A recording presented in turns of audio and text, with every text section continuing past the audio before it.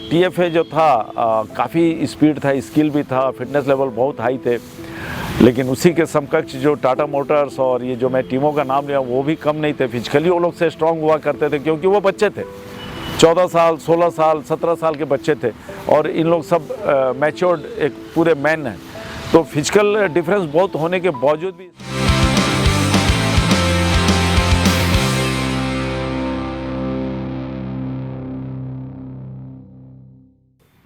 मैं विनोद कुमार सिंह, हमारा born brought up Jamshedpur में ही है। मैं इंटरनेशनल फुटबॉल रेफरी रहा हूँ, जो जिसे फीफा रेफरी कहा जाता है। लोग फीफा रेफरी के हैसियत से जानते हैं। तो हमारी जर्नी जो है लाइफ की, वो जमशेदपुर में ही शुरू हुई और अभी मैं जमशेदपुर में ही हूँ। लेकिन जब अगर फुटबॉल कैरियर की मैं बात करता हूँ तो फुटबॉल खेलने का शौक़ था, मैं फुटबॉल खेलता था। और साथ ही साथ हमारे अंडर में कुछ बच्चे ट्रेनिंग करते थे और वो ट्रेनिंग जब उनको देता था तो हाथ में विशिल आ गई।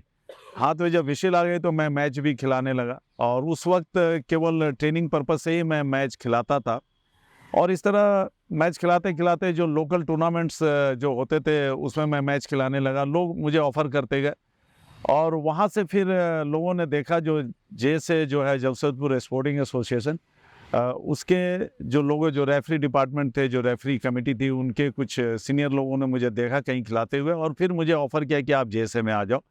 और वह हमारे लिए बहुत खुशी का दिन था कि मुझे वहाँ से ऑफ़र आया, जिसका मैं मैच, जिन लोगों का मैं मैच देखता था वो लोग मुझे ऑफ़र किए खिलाने के लिए।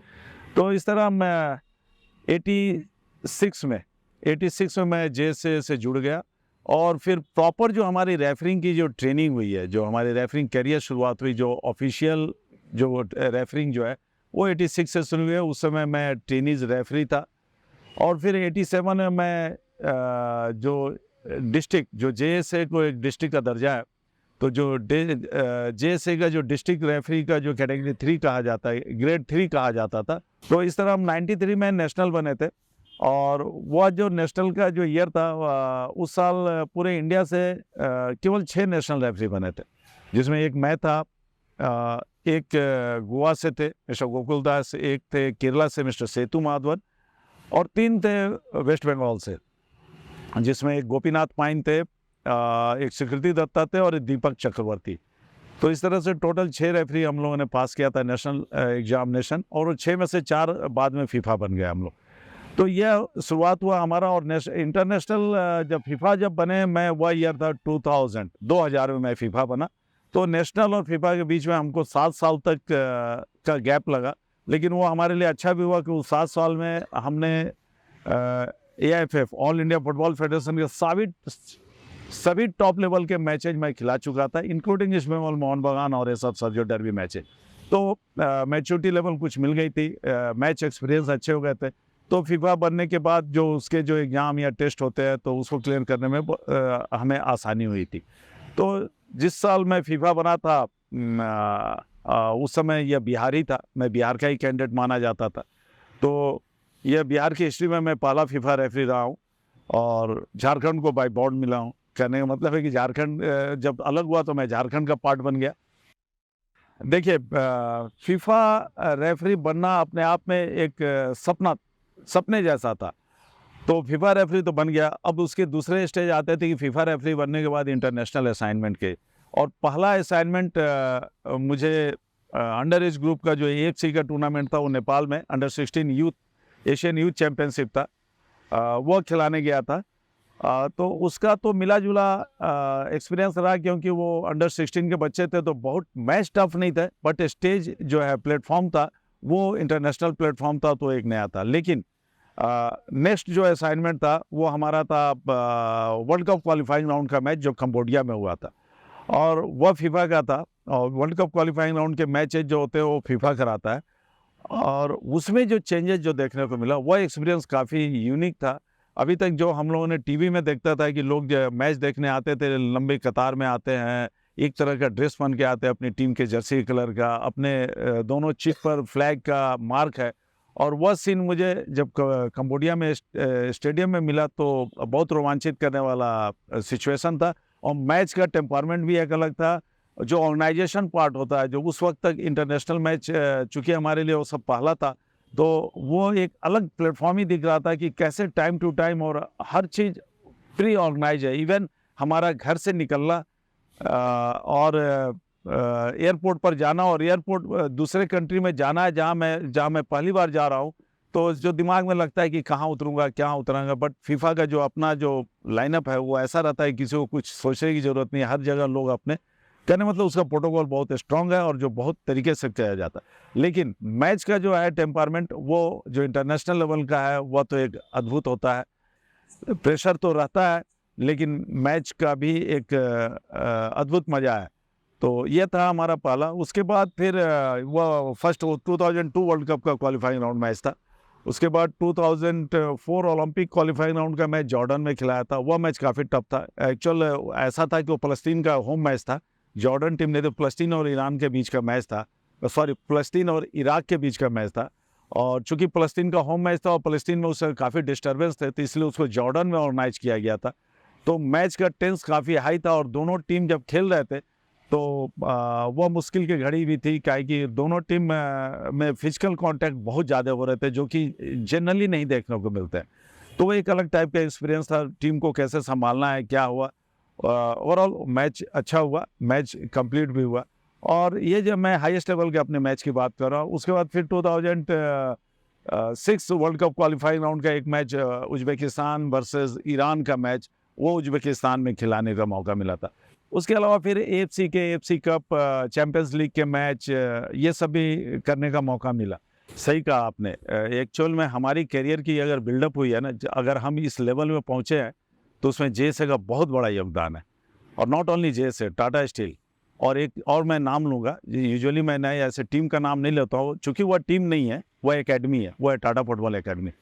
और टाटा स्टील के जो एडमिनिस्ट्रेटिव जो स्पोर्ट्स डिपार्टमेंट का हेल्प, ये सब हमारे करियर बिल्डअप में बहुत काम किए। ये तो मैं जस्ट केवल एक टच कर रहा हूँ, लेकिन जो लेवल जो था जेएसए का फुटबॉल का बहुत हाई था, अनबिलीवेबल था। मैं बताऊंगा, पता नहीं लोगों को बिलीव करें कि नहीं, टिकट बिकते थे, बहुत सारे मैच में टिकट बिकते थे। वो मैच प्लान किया जाता था, जो शेड्यूल बनाया जाता था सैटरडे संडे के लिए, ताकि लोग आ सके।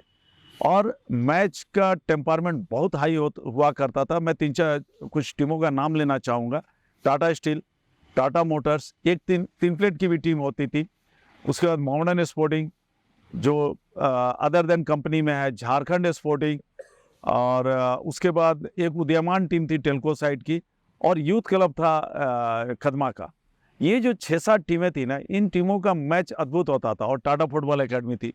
और मैं यह भी कह सकता हूँ कि टाटा फुटबॉल एकेडमी जब 88 में जब आई है और टाटा फुटबॉल एकेडमी ने जो खेलना शुरू किया, तो एक फुटबॉल की एक अलग शैली जमशेदपुर को दिया। केवल ये नहीं कि वो खेल रहा उस शैली में, उसको देखकर अदर टीम भी अपने आप को चेंज करना पड़ा। पब्लिक बहुत आती थी। मैच में ये था कि स्टेडियम में पुलिस का भी व्यवस्था किया जाता था। तो ये सारी जो चीज़ें हैं ना, ये किसी रेफरी को मैच्योर बनाने के लिए बहुत ज़रूरी है। अभी लोकल लीग के मैच कहाँ होते थे? एक स्टेडियम था जो था कीनन स्टेडियम, वहाँ केवल मैच होते थे। जब आप 88, 90 और 94, 93 की बात कर रहे थे। बाद में आया है जेआरडी स्पोर्ट्स कॉम्प्लेक्स। तो कीनन स्टेडियम में कुछ खास मैच होते थे। उसके अलावा सारे मैच गोपाल मैदान, आरमारी ग्राउंड, सब ओपन स्टेडियम है। तो जो लाइन से हैंड शेकिंग डिस्टेंस में, या कहा जाए लाइन पर दर्शक बैठे हैं जो एक दूसरे टीम के सपोर्टर हैं और अपनी टीम को जिताने के लिए किसी भी हद तक जा सकते हैं। चूँकि देखिए ये आई लीग, आईएसएल आने के बाद एक प्रोफेशनलिज्म शुरू हुआ। और सच मायने में मैं कहूँ कि अगर प्लेयर को बहुत ग्रो करना है तो नौकरी कर वो अपनी काम चलाने से नहीं चलेगा। जो आज का सिचुएशन है उसमें कोप अप करना पड़ेगा। लेकिन यहाँ आईएसएल आने के बाद यहाँ मैच आए, 9 मैच हुआ करते थे, अब 10 मैच हुआ कर रहे, 11 मैच हो रहे हैं अभी। तो 11 अच्छे मैच यहाँ के दर्शकों को देखने को मिल रहा है।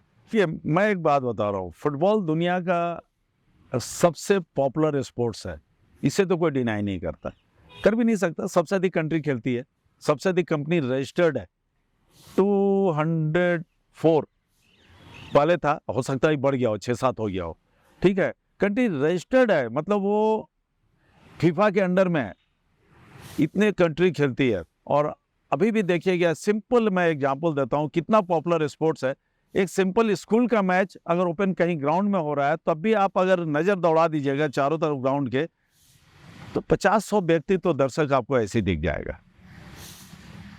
तो कहने मतलब है फुटबॉल बहुत पॉपुलर है, लोग चाहते हैं। और झारखंड की मैं बात करूं, जमशेदपुर की मैं बात करूं, यह फुटबॉलिंग स्टेट है। झारखंड फुटबॉल सबसे ज़्यादा यह यहाँ से जो प्लेयर का प्रोडक्शन अगर माना जाए तो वो हॉकी के प्लेयर होते हैं, जो हमारे रांची, खूंटी इस सब तरफ के जो होते हैं, चाहे हाँ ठीक है। लेकिन झारखंड फुटबॉलिंग स्टेट है, हॉकी इसका एक महत्वपूर्ण गेम है, और तीसरा आर्चरी। तो ये 3 स्पोर्ट्स इसके प्राइम स्पोर्ट्स है। फुटबॉल एक्चुअल इसका प्राइम स्पोर्ट्स है। होल ईयर आप जाइएगा, किसी भी गांव में जाइएगा, बच्चों को फुटबॉल खेलते हुए देख पाइएगा। और वो जो बच्चे जो फुटबॉल खेलते हैं वो लोग फुटबॉल ही जी रहे हैं, और फुटबॉल ही उनके कल्चर में है। और ज़रूरत है केवल उनको तराशने की। और ये जो बिल्ट है ना हमारा झारखंड का, ये झारखंड का बिल्ट बहुत स्ट्रांग है। और जहाँ क्रेज की बात की, जो क्रेज की हम लोग बात करें, झारखंड में फुटबॉल का क्रेज किया है। फुटबॉल का क्रेज पहले ही बहुत अच्छा था, बहुत ही अच्छा था। जो मैं बोल रहा हूँ, जैसे लीग में जब लोग टिकट देख के भरी रहती थी स्टेडियम, संभालना पड़ता था पुलिस को, वो समय भी क्रेज था। बट आज क्रेज, उस वक्त भी एक क्रेज था, एक लेवल था। आज जो फुटबॉल का जो क्रेज है बहुत हाई हो गया है जमशेदपुर में।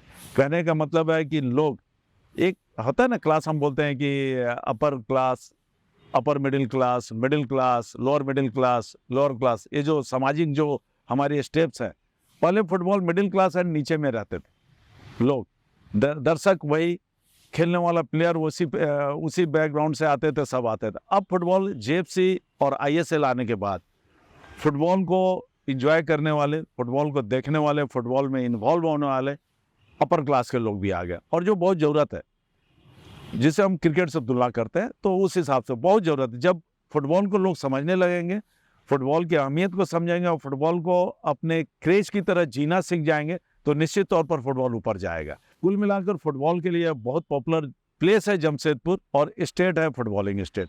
अब है तराशने की ज़रूरत है, लोगों को ऊपर लाने, प्लेयर को ऊपर लाने की ज़रूरत है, और अपॉर्चुनिटी उसको देने की ज़रूरत है। जेएफसी है, अभी जेएफसी या जो जेएफसी का जो एकेडमी है, या यहाँ के लोकल लीग, या लोगों को किस तरह से हेल्प कर रहा है, आकर्षित कर रहा है अपनी ओर, फुटबॉल की ओर लोगों को इन्वॉल्व कर दिया है।